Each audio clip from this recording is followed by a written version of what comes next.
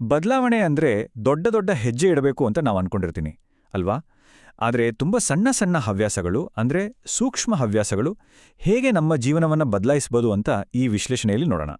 ಇದು ನಿಜಕ್ಕೂ ಒಂದು ಶಕ್ತಿಶಾಲಿ ಸಿಸ್ಟಮ್. ನಮ್ಮೆಲ್ಲರಿಗೂ ಈ ಅನುಭವ ಆಗಿರುತ್ತೆ. ಹೊಸ ವರ್ಷ ಬಂತು ಅಂದ್ರೆ ಸಾಕು, ದೊಡ್ಡ ದೊಡ್ಡ ಪ್ಲಾನ್ ಮಾಡ್ತೀವಿ, ಜಿಮ್ಗೆ ಹೋಗ್ಬೇಕು, ಬೇಗ ಏಳ್ಬೇಕು ಅಂತ. ಆದ್ರೆ ಏನಾಗತ್ತೆ, ಒಂದೆರಡು ವಾರ ಅಷ್ಟೇ, ಆಮೇಲೆಲ್ಲ ಮಾಮೂಲಿ. ಯಾಕೆ ಹೀಗಾಗತ್ತೆ ಅಂತ ಯಾವತ್ತಾದ್ರೂ ಯೋಚಿಸಿದಿರಾ? ಇಂತಹದೇ ಒಂದು ಸೋಲನ್ನ ಒಪ್ಪಿಕೊಂಡು ಬದುಕಿದ್ರೂ ಸತ್ತಂತಿದ್ದ ಒಬ್ಬ ವ್ಯಕ್ತಿಯ ಕಥೆ ಇದು. ಅವನ ಹೆಸರು ಕ್ರಿಸ್ಟೋಫರ್. 40 ವರ್ಷ, 142 ಕಿಲೋ ತೂಕ, ಇನ್ನೂ ನನ್ನಿಂದ ಏನೂ ಆಗಲ್ಲ, ಬದಲಾವಣೆ ಅನ್ನೋದು ನನಗೆ ಸಾಧ್ಯವೇ ಇಲ್ಲ ಅಂತ ಪೂರ್ತಿ ನಂಬಿಬಿಟ್ಟಿದ್ದ.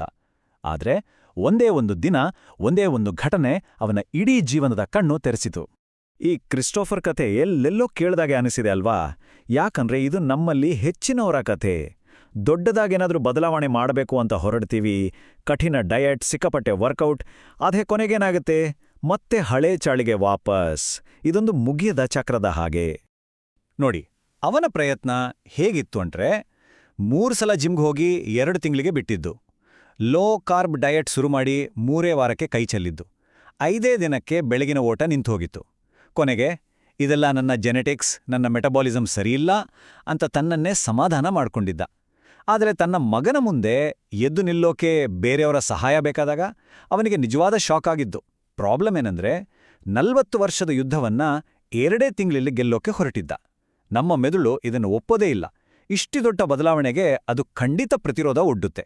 ಸೊ ಎಲ್ಲ ಕಡೆಯಿಂದ ಸೋತು ಸುಣ್ಣಾಗಿದ್ದ ಕ್ರಿಸ್ಟೋಫರ್ ಕೊನೆಗೊಬ್ಬ ಡಾಕ್ಟರ್ ಹತ್ರ ಹೋದ. ಆ ಡಾಕ್ಟರ್ ಅವನಿಗೆ ಯಾವ ಟ್ಯಾಬ್ಲೆಟ್, ಟಾನಿಕ್ ಏನೂ ಬರೆದುಕೊಡ್ಲಿಲ್ಲ. ಬದಲಿಗೆ ಒಂದು ಫಿಲಾಸಫಿ ಹೇಳಿದ್ರು. ಆ ಫಿಲಾಸಫಿಯ ಮೊದಲ ಹೆಜ್ಜೆ ತುಂಬಾನೇ ವಿಚಿತ್ರವಾಗಿತ್ತು, ತುಂಬಾ ಚಿಕ್ಕದಾಗಿತ್ತು. ಕ್ರಿಸ್ಟೋಫರ್ ತನ್ನ ಎಲ್ಲಾ ಸೋಲಿನ ಕಥೆಗಳನ್ನ ಹೇಳ್ದ. ಅದನ್ನೆಲ್ಲ ಕೇಳಿಸ್ಕೊಂಡ ಡಾಕ್ಟರ್ ಯಮಾಮೋಟೋ ಕೊಟ್ಟ ಸಲಹೆ ಕೇಳಿದ್ರೆ ಯಾರಿಗಾದ್ರೂ ನಗು ಬಂದೇ ಬರುತ್ತೆ. ಅವರು ಹೇಳಿದಿಷ್ಟೇ, ಪ್ರತಿದಿನ 1 ಗ್ಲಾಸ್ ನೀರು ಕುಡಿ, ಅಷ್ಟೇ, 2 ವಾರಗಳ ಕಾಲ, ಇನ್ನೇನೂ ಮಾಡಬೇಡ. ಇಲ್ಲಿ ಗಮನಿಸಿ, ಗುರಿ ತೂಕ ಇಳಿಸೋದಲ್ಲ, ಗುರಿ ಇದ್ದಿದ್ದು ಒಂದೇ, ತನಗೆ ತಾನೇ ಕೊಟ್ಟ ಒಂದು ಸಣ್ಣ ಮಾತನ್ನು ಉಳಿಸ್ಕೊಳ್ಳಕ್ಕಾಗತ್ತಾ ಅಂತ ನೋಡೋದು. ಕಳೆದೋಗಿದ್ದ ಆತ್ಮವಿಶ್ವಾಸವನ್ನ ಮತ್ತೆ ಗಳಿಸೋಕಿಟ್ಟ ಮೊದಲೇ ಹೆಜ್ಜೆ ಅದು. ಇದೇ ಜಪಾನಿನ ಒಂದು ಅದ್ಭುತ ತತ್ವ, ಕೈಜೆನ್. ಕೈಜೆನ್ ಅಂದ್ರೆ ನಿರಂತರ ಸುಧಾರಣೆ. ಆದರೆ ಹೇಗೆ? ಸಣ್ಣ ಸಣ್ಣ ಬದಲಾವಣೆಗಳ ಮೂಲಕ. ನಾಳೆನೇ ಪರ್ಫೆಕ್ಟ್ ಆಗ್ಬೇಕು ಅಂತ ಇಲ್ಲ, ಇವತ್ತಿಗಿಂತ ನಾಳೆ 1% ಉತ್ತಮರಾದ್ರೆ ಸಾಕು. ಇದರ ಪವರ್ ಏನಂದ್ರೆ, ಬದಲಾವಣೆ ಎಷ್ಟು ಚಿಕ್ಕದಾಗಿರುತ್ತಂದ್ರೆ ನಮ್ಮ ಮೆದುಳಿಗೆ ಇದು ಗೊತ್ತೇ ಆಗಲ್ಲ. ಹಾಗಾಗಿ ಅದು ವಿರೋಧಿಸೋದೂ ಇಲ್ಲ. ನಿಧಾನ ಆದ್ರೆ ನಿರಂತರ. 1% ಅಂದ್ರೆ ಏನ್ ಮಹಾ ಅನ್ಸುತ್ತೆ ಅಲ್ವಾ? ಆದ್ರೆ ಈ ಸ್ಲೈಡ್ ನೋಡಿ, ಪ್ರತಿದಿನ ಕೇವಲ 1% ಉತ್ತಮರಾದ್ರೆ 1 ವರ್ಷದ ಕೊನೆಗೆ ಆಗುವ ಬದಲಾವಣೆ ಬರೋಬ್ಬರಿ 3778ರಷ್ಟು. ಇದನ್ನೇ ಕಾಂಪೌಂಡಿಂಗ್ ಇಫೆಕ್ಟ್ ಅನ್ನೋದು. ಸಣ್ಣ ಪ್ರಯತ್ನಗಳು ಸೇರಿ ದೊಡ್ಡ ಪವಾಡವನ್ನೇ ಸೃಷ್ಟಿಸ್ತವೆ. ಆ 1 ಗ್ಲಾಸ್ ನೀರು ಕುಡಿಯೋ ಅಭ್ಯಾಸ ಇದೆಯಲ್ಲ, ಅದು ಒಂದು ಕೀಸ್ಟೋನ್ ರೀತಿ ಕೆಲಸ ಮಾಡ್ತು. ಕೀಸ್ಟೋನ್ ಅಂದ್ರೆ ಒಂದು ಕಮಾನು ಬೀಳ್ದೆ ಹಾಗೆ ಹಿಡಿದಿಟ್ಕೊಳ್ಳುವ ಮುಖ್ಯ ಕಲ್ಲು. ಇದನ್ನ ಇಟ್ಟ ತಕ್ಷಣ ಬೇರೆ ಎಲ್ಲಾ ಕಲ್ಲುಗಳು ಜಾಗದಲ್ಲಿ ಕೂತೋತ್ವೆ. ಹಾಗೆ ಈ ಒಂದು ಸಣ್ಣ ಹವ್ಯಾಸ ಬೇರೆ ಬೇರೆ ಸಕಾರಾತ್ಮಕ ಬದಲಾವಣೆಗಳಿಗೆ ದಾರಿ ಮಾಡಿಕೊಡ್ತು, ಜೊತೆಗೆ ಹೊಸ ಹೊಸ ತತ್ವಗಳನ್ನು ಪರಿಚಯಿಸ್ತು. ಮೊದಲನೆಯದು ಹರ ಹಚಿ ಬೂ. ಇದು ಜಪಾನ್ನ ಒಕಿನಾವಾ ದ್ವೀಪದ ತತ್ವ. ಇದರ ಪ್ರಕಾರ ಹೊಟ್ಟೆ ಪೂರ್ತಿ ತುಂಬುವವರೆಗೂ ತಿನ್ಬಾರ್ದು, ಕೇವಲ 80% ತುಂಬಿದಾಗ ನಿಲ್ಲಿಸ್ಬೇಕು. ಯಾಕಂದ್ರೆ ನಮ್ಮ ಹೊಟ್ಟೆ ತುಂಬಿದೆ ಅಂತ ಮೆದುಳಿಗೆ ಸಿಗ್ನಲ್ ಹೋಗೋಕೆ 20 ನಿಮಿಷ ಬೇಕು. ಕ್ರಿಸ್ಟೋಫರ್ ತನ್ನ ತಟ್ಟೆಯಲ್ಲಿದ್ದ ಊಟದಲ್ಲಿ ಅರ್ಧದಷ್ಟನ್ನು ಮಾತ್ರ ತಿನ್ನೋಕೆ ಶುರು ಮಾಡ್ದ. ಆಗ ಅವನಿಗೆ ಗೊತ್ತಾಯಿತು, ತನಗೆ ಅಷ್ಟು ಹಸಿವೇ ಇರಲಿಲ್ಲ, ಜಾಸ್ತಿ ತಿನ್ನೋದು ಕೇವಲ ಒಂದು ಅಭ್ಯಾಸ ಆಗಿತ್ತು ಅಂತ. ನಂತರ ಬಂತು ಇಕಿಗಾಯ್, ಅಂದ್ರೆ ನಮ್ಮ ಬದುಕಿಗೊಂದು ಉದ್ದೇಶ. ಕ್ರಿಸ್ಟೋಫರ್ಗೆ ಇದು ಹೇಗೆ ಸಿಕ್ತು ಗೊತ್ತಾ? ಪ್ರತಿದಿನ ಪೋಸ್ಟ್ ಬಾಕ್ಸ್ವರೆಗೆ ನಡೆಯೋ ಸಣ್ಣ ಅಭ್ಯಾಸ ಶುರು ಮಾಡಿದ್ದ. ಆಗ ಅವನ ಮಗಳು ಅವನ ಜೊತೆ ಮಾತಾಡಕ್ಕೆ ಶುರು ಮಾಡಿದ್ಲು. ಆ ಮಾತುಕತೆಯಲ್ಲಿ ಅವನಿಗೆ ಅರಿವಾಯಿತು ತನ್ನ ಜೀವನದ ನಿಜವಾದ ಉದ್ದೇಶ ಏನು ಅಂತ. ಅದು ತನ್ನ ಕುಟುಂಬದ ಜೊತೆ ಅವರಿಗೋಸ್ಕರ ಆರೋಗ್ಯವಾಗಿರೋದು. ನೋಡಿ, ಒಮ್ಮೆ ನಮಗೆ ಬದುಕೋಕೆ ಒಂದು ಬಲವಾದ ಕಾರಣ ಸಿಕ್ಕರೆ ಅದೇ ನಮ್ಮನ್ನ ಮುಂದೆ ನಡೆಸೋ ದೊಡ್ಡ ಶಕ್ತಿಯಾಗತ್ತೆ. ಆದ್ರೆ ಜೀವನ ಯಾವತ್ತೂ ನೇರ ರಸ್ತೆ ಅಲ್ಲ ಅಲ್ವಾ? ತಿರುವುಗಳಿದ್ದೇ ಇರ್ತವೆ. 3 ತಿಂಗಳು ಎಲ್ಲ ಚೆನ್ನಾಗೇ ಇತ್ತು. ಆದ್ರೆ ಒಂದು ಹಬ್ಬದ ದಿನ ಪಾರ್ಟಿಯಲ್ಲಿ ಸಿಕ್ಕಾಪಟ್ಟೆ ತಿನ್ಬಿಟ್ಟ.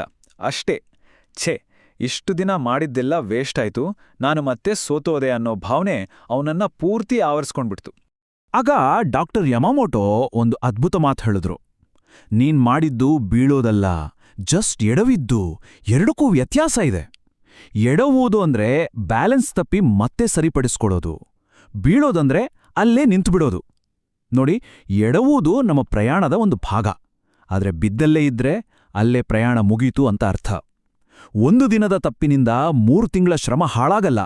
ಮುಖ್ಯವಾಗಿರೋದು ಎಡವಿದ ಮೇಲೆ ಮತ್ತೆ ಎದ್ದು ನಡೆಯೋದು.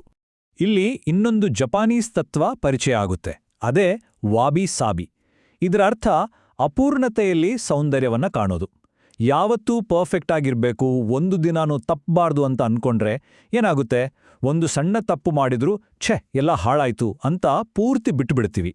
ಆದ್ರೆ ವಾಬಿ ಸಾಬಿ ಹೇಳುತ್ತೆ, ಪರವಾಗಿಲ್ಲ, ತಪ್ಪುಗಳು ಸಹಜ, ಅದನ್ನ ಒಪ್ಕೊಂಡು ಮುಂದೆ ಹೋಗೋದ್ರಲ್ಲೇ ನಿಜವಾದ ಸ್ಥಿರತೆ ಇರೋದು.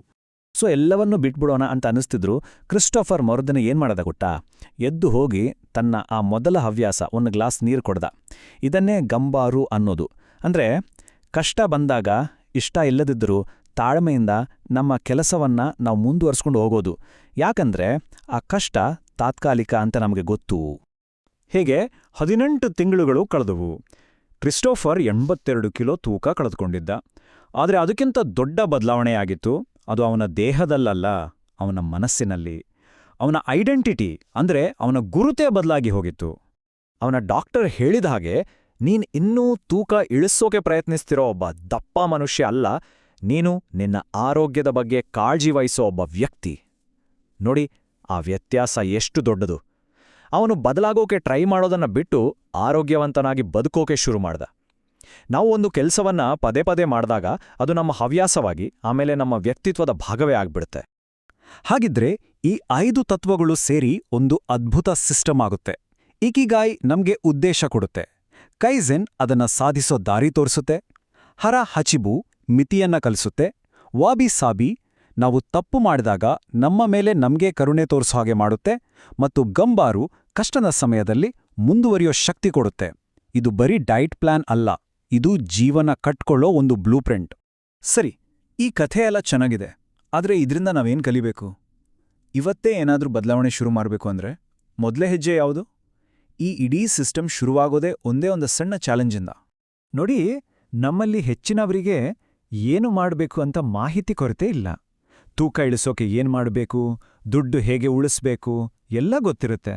ಆದರೆ ಸಮಸ್ಯೆ ಇರೋದು ಅದನ್ನ ನಿರಂತರವಾಗಿ ಮಾಡೋಕೆ ಒಂದು ಸಿಸ್ಟಮ್ ಇಲ್ದಿರೋದು. ಸೊ ಎಲ್ಲವೂ ಶುರುವಾಗೋದು ನಮ್ಗೆ ನಾವೇ ಕೊಟ್ಕೊಳ್ಳೋ ಒಂದು ಸಣ್ಣ ವಾಗ್ದಾನದಿಂದ. ಹಾಗಿದ್ರೆ ಇಲ್ಲಿದೆ ಒಂದು 14 ದಿನದ ವಾಗ್ದಾನ. ಮೊದಲನೇದಾಗಿ ಒಂದೇ ಒಂದು ಕೀಸ್ಟೋನ್ ಹವ್ಯಾಸವನ್ನ ಆರಿಸ್ಕೊಳ್ಳಿ. ಅದು ನೀರು ಕುಡಿಯೋದಿರ್ಬೋದು, 5 ಪುಷಪ್ಸ್ ಮಾಡೋದಿರ್ಬೋದು, ಅಥವಾ ಒಂದೇ ಒಂದು ಪೇಜ್ ಓದೋದಿರ್ಬೋದು. ಎರಡನೇದು, ಅದನ್ನ ಎಷ್ಟು ಸಾಧ್ಯವೋ ಅಷ್ಟು ಚಿಕ್ಕದು ಮಾಡಿ. ಇಷ್ಟೇನಾ ಅಂತ ನಗು ಬರುವಷ್ಟು ಚಿಕ್ಕದಾಗಿರ್ಲಿ. ಮೂರನೇದು, ಕೇವಲ 14 ದಿನ ಅದನ್ನ ಪಾಲಿಸಿ. ಹೆಚ್ಚು ಬೇಡ, ಕಮ್ಮಿನೂ ಬೇಡ. ಕೊನೆಯದಾಗಿ, ಈ 14 ದಿನಗಳಲ್ಲಿ ನೀವು ಕೊಟ್ಟ ಮಾತನ್ನ ಉಳಿಸ್ಕೊಳ್ಳಕ್ಕಾಗುತ್ತೆ ಅಂತ ನಿಮ್ಗೆ ನೀವೇ ಸಾಬೀತುಪಡಿಸ್ಕೊಳ್ಳಿ. ಇಲ್ಲಿ ಗುರಿ ಆ ಹವ್ಯಾಸ ಅಲ್ಲ, ಆ ನಂಬಿಕೆ. ಆ ನಂಬಿಕೆಯೇ ಎಲ್ಲಾ ಬದಲಾವಣೆಗಳ ಅಡಿಪಾಯ. ಜನ ಯಾಕೆ ಶುರು ಮಾಡಿದ ಹವ್ಯಾಸಗಳನ್ನ ಮಧ್ಯದಲ್ಲೇ ಬಿಟ್ಬಿಡ್ತಾರೆ? ರಿಸರ್ಚ್ ಏನ್ ಹೇಳುತ್ತಂದ್ರೆ 80% ಜನ ಒಂದೇ ಸಲ ಜಾಸ್ತಿ ಬದಲಾಗೋಕೋಗೆ ಸೋಲ್ತಾರೆ. 65% ಜನ ಏನಾದ್ರೂ ತಪ್ಪ ಆದ್ರೆ ಅದನ್ನ ನಿಭಾಯಿಸೋಕೆ ಒಂದು ಪ್ಲಾನ್ ಇಲ್ದೆ ಸೋಲ್ತಾರೆ. ಇನ್ನ 50% ಜನ ಕೇವಲ ವಿಲ್ ಪವರ್ ಅಂದ್ರೆ ಇಚ್ಛಾಶಕ್ತಿಯನ್ನೇ ನಂಬ್ಕೊಂಡು ಸೋಲ್ತಾರೆ. ಅಂದ್ರೆ ಸಮಸ್ಯೆ ನಮ್ಮ ಇಚ್ಛಾಶಕ್ತಿದಲ್ಲ, ನಮ್ಮ ಸ್ಟ್ರಾಟಜಿದು. ಈ ಸೂಕ್ಷ್ಮ ಹವ್ಯಾಸಗಳ ಸಿಸ್ಟಮ್ ನಮ್ಮ ಸ್ವಭಾವದ ಜೊತೆ ಯುದ್ಧ ಮಾಡಲ್ಲ, ಬದ್ಲಿಗೆ ಅದ್ರ ಜೊತೆ ಫ್ರೆಂಡ್ ಆಗಿ ಕೆಲಸ ಮಾಡುತ್ತೆ. ಒಂದು ವಿಷಯ ನೆನಪಿಡಿ, ಸಮಯವನ್ನಂತೂ ನಾವು ನಿಲ್ಸೋಕ್ಕಾಗಲ್ಲ. ಅದು ಹೇಗೋ ಕಳೆದು ಹೋಗುತ್ತೆ. ಮುಂದಿನ 5 ವರ್ಷಗಳಲ್ಲಿ ಆ ಸಮಯ ಏನ್ ಮಾಡಲಿದೆ? ಅದು ನಮ್ಮ ಹಳೆಯ ಸೋಲೊಪ್ಕೊಂಡ ವ್ಯಕ್ತಿತ್ವವನ್ನೇ ಇನ್ನಷ್ಟು ಗಟ್ಟಿ ಮಾಡ್ತಾ ಹೋಗ್ತಿದೆಯೋ, ಅಥವಾ ಒಂದೊಂದೇ ಸಣ್ಣ ಇಟ್ಟಿಗೆಯನ್ನು ಜೋಡಿಸಿ ಒಂದು ಹೊಸ ಬಲಿಷ್ಠ ವ್ಯಕ್ತಿತ್ವವನ್ನ ಕಟ್ಟಿರ್ತಿದೆಯೋ? ಆಯ್ಕೆ ನಮ್ದು.